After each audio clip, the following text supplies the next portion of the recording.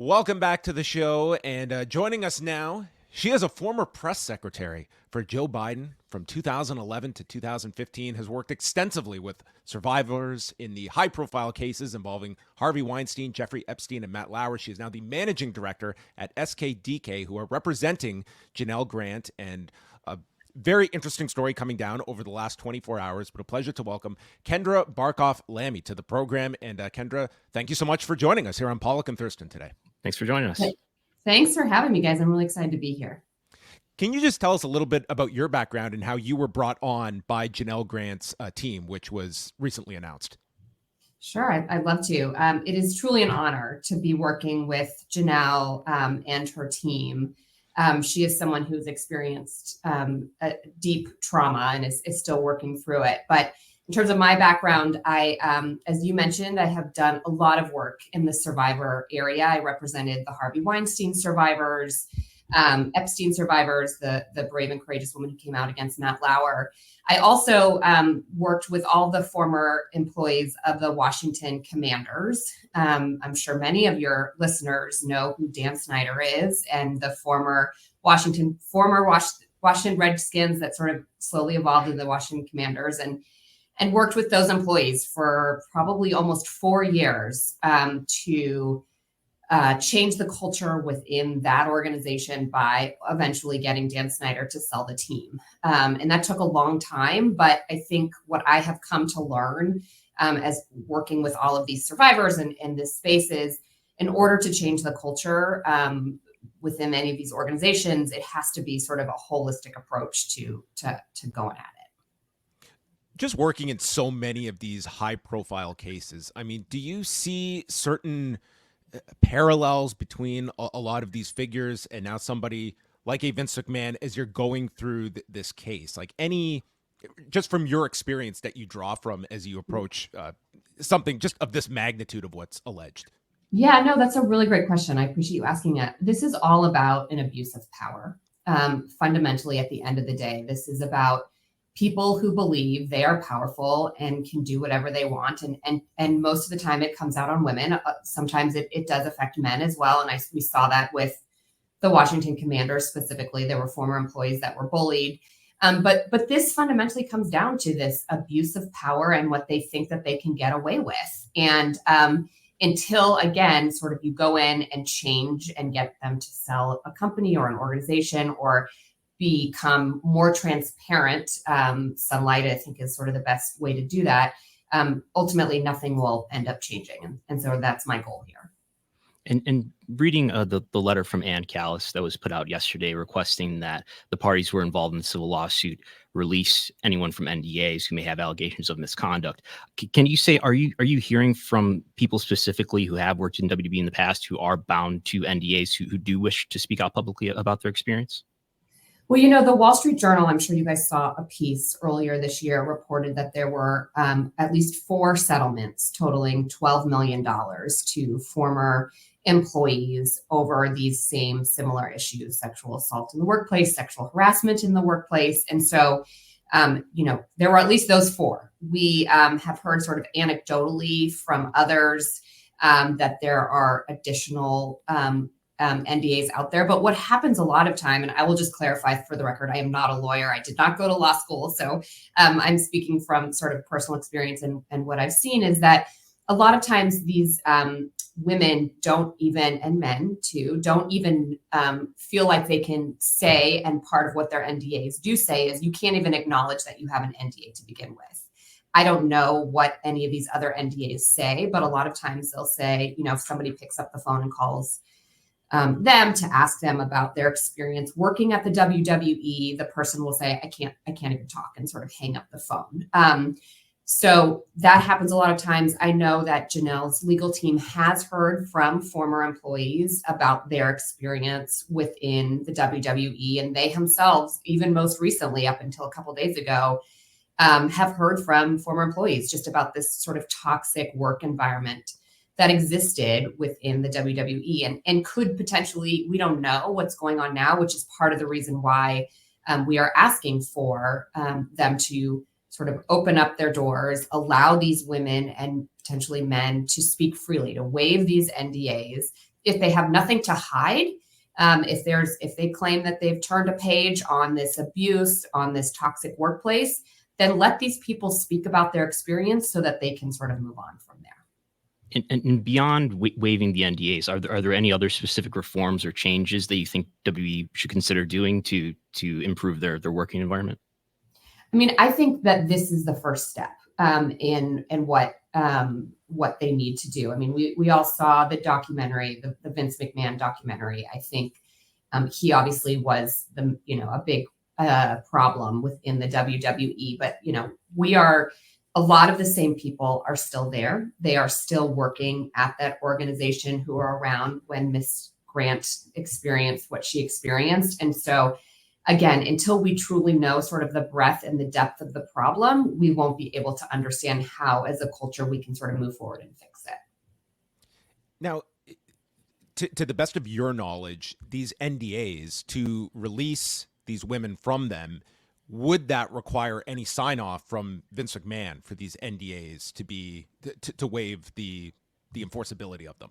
I mean, that's what the letter exactly says that they want WWE and Vince McMahon. It is hard to know who signed what because, again, there's this little who actually signed what and when and all of those pieces.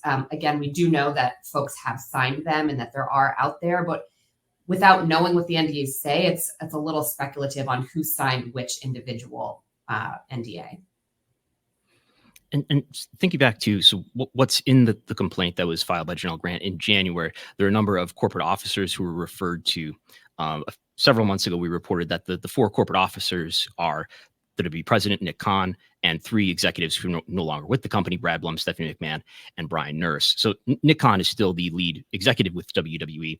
And one question that gets raised to us often is, when it's Nick Khan, who was an executive when Janel Grant was with the company, he was, though, below Vince on the org chart, although Nick was a member of the board of directors and still is what's your view about in the corporate environment? What does an executive in that sort of position, what responsibility does that person have to protect employees, and what can they do? Yeah, I mean, I think that's a really great question. As outlined in her complaint, right, she is suing both Vince McMahon and WWE. As a company and as an organization, as a company, you have an obligation to protect your employees. And so if there were people that were there now or are still there now who knew about the abuse that was going on and did nothing about it, that's a problem. And you should and can be held responsible for that. So Nick obviously was still there at that time. Triple H was around at that time. And so there are still people that are within the organization now currently who were there at that time. From the WWE's perspective, you're stating that this would be a good first step for them to show contrition, to show that this is a new culture that they are fostering. If they met a certain level, is Janel Grant open to dropping WWE from this case? Like, where is, for WWE's perspective, like, they have done so much to distance themselves from Vince McMahon that waiving these NDAs, it will bring about all of this negative publicity for them as well. So just trying to get into their heads to incentivize this beyond just wanting to, clean up this very, very ugly mess that this company's history has on its resume. Yeah, and if they want to clean up this mess, then they should allow these women to speak freely and these former employees to speak freely at the end of the day. I mean, everybody has read the lawsuit, the complaint. It is very detailed in her allegations. And there's a reason why she's going after the organization as a whole. It is because, again, as an organization, as a company, you are responsible for protecting your employees. And so, at the current time, her lawsuit is in a stay. The federal government asked her to just sort of hang tight as they do their investigation into Vince McMahon. So that's sort of where she's at. There's nothing that's happening on her current lawsuit. And so she's in a little bit of this kind of holding pattern, sort of waiting. But in the meantime, I think that's part of the reason why even now it's more important, and why she, wanted to send this letter to sort of show that this sunlight is the best sort of disinfectant. And let's get in there. If you guys say that this was all Mr. McMahon's doing, that there was, no one else within the organization participated in any of these activities, then great. Then put it back on him and show that was him and that there's no other issues. But we can't know that until they themselves become transparent and allow these people to speak. Yeah, and I think it's important to note that this letter, a copy of it, was sent to not only WWE executives, but to Ari Emanuel as well, who is the CEO of Endeavor and TKO, which is for people who might not know, that is the parent company of WWE now. They merged in 2023. One comment from Ari Emanuel that I think is meaningful to this conversation is he was criticizing his rival talent agency CAA at a conference in October. Saying that the lead executives at CAA had been supportive of Harvey Weinstein and things like that. He said, quote, they should take a leave of absence, and investigators should come in and they should look at what they did. They didn't apologize. They didn't deny it. So from my perspective, it's horrific, end quote. So he's taking issue with a rival talent organization. It seems to speak to his objection to sexual misconduct in the workplace, for one thing. And how do you see, that sort of ethical standard being applied here?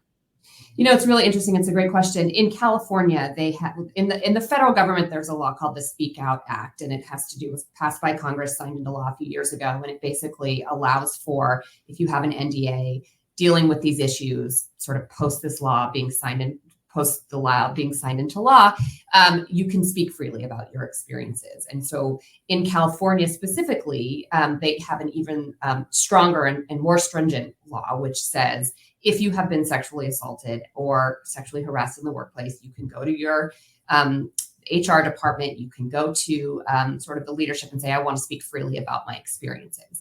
That law is not passed everywhere. So only California has it. I think New York has something kind of similar to it. So stronger, maybe New Jersey, stronger laws that are in place to protect the employee should something happen to them while in the workplace. And so, one thing that Ari Emanuel and Endeavor could do is to say, we believe, because we own WWE, and we believe so strongly that employees should have the ability to speak up about their experiences in the workplace, that whatever law applies in California should apply in Connecticut as well.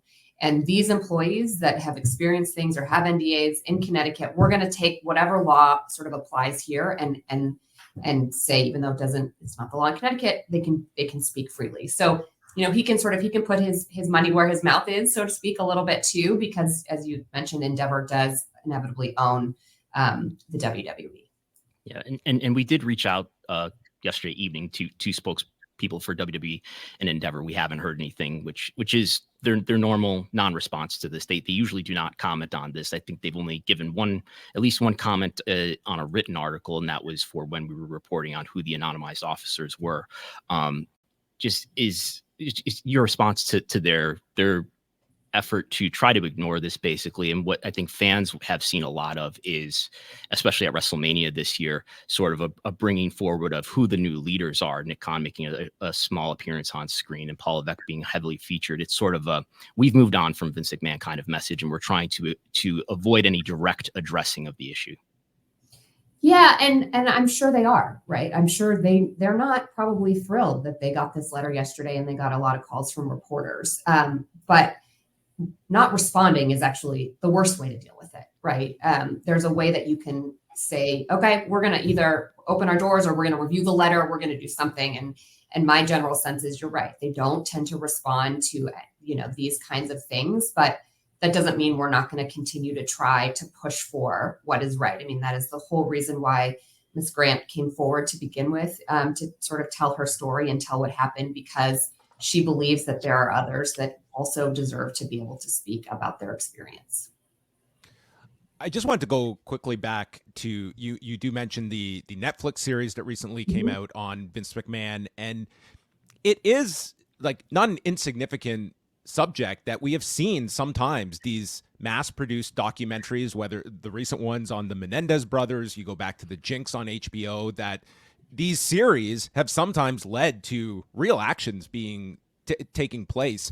Do you feel that the Netflix series is an overall positive just to awareness of this story? And how did you feel that the aspects of this case were represented in the series? We're obviously glad that they included Miss Grant's case in the first and the last episode. It's really important, I think, because it does frame and it does show even more so who Vince McMahon was and is as a person. It is a good thing. I think it has brought a lot more interest. Obviously, there's a lot of people who love WWE and follow it very closely. There's a lot of people who, have followed Mr. McMahon's career and what he has done.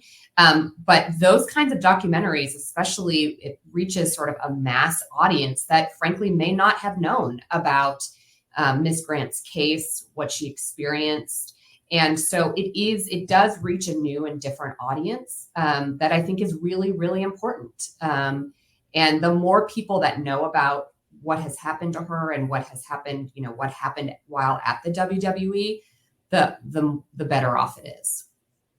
Yeah, and at the media call that was held by yourself and Ann Callis a few weeks ago, I know there was a lot of mentioning of Janel she'll have her opportunities sometime to tell her story. Is there anything you could share at this time about how or when that might happen? No, we're still trying to figure that out. I think there will be a time and there will be a place for her to tell it in her own words in a way that she is, feels really good about. But I don't have any announcements at this point in time. And I just wanted to end things off speaking about Janel, because I feel so much that we get away from the fact that this is a human being involved in a lot of this. And I'm curious as well, just the amount of work you're doing directly with Janel and how she is doing over these past months where this has become such a major story. And inevitably, it's got to be one that she's carrying a lot of weight and stress from. Yeah, I mean, it is not easy. I think on the call, her lawyer, Ann Callis, talked about how she still is very much in a sort of feeling the post-trauma of what she experienced. There's a lot of issues that she's still working through. But let me tell you, she is a strong, courageous woman. She is here for the fight. She is here to sort of take this and make sure that the proceedings go the way that they need to go in order for, Mr. McMahon and WWE to be held accountable. I mean, a lot of people wouldn't be doing what she is doing. And I give her so much respect. I have so much admiration for her because it's got to be hard getting up each and every day, knowing that sort of what you experience. And if your viewers read the complaint, I mean, it is the stuff that she did experience as a person is just horrific. I mean, you could never imagine the stuff that she experienced on your worst enemy. And so, the fact that she does get up each and every day is just a tribute to who she is and what a wonderful person she is. And I'd just add, given that this is like a wrestling centric show, if there are females that might be watching this that have experience in the WWE and maybe they do want to speak up, is there anywhere you could direct them toward if there are people out there that maybe like they have had their own experience that they've kept to themselves? Yeah, we would obviously love to hear from you in whatever way you feel comfortable doing so. We have an entire legal team we're working with. Holland Trial Lawyers is sort of the legal entity. I'm at SKDK. We're a DC-based public relations firm. Happy to talk to any survivors who feel like they want to tell their story in some way, shape, or form. Happy to connect them with attorneys. I still hear from survivors on a regular basis, sort of across the board in various industries and walks of life, and sort of happy to have that preliminary conversation and no pressure. Obviously, if you feel like the time is right and you want to have that conversation, great. If you're not ready to, that's okay as well. Well, Kendra, thank you so much for coming on, keeping us updated on the case, and we wish you all the best moving forward. You guys for covering it. It's really important and appreciate it. Thanks.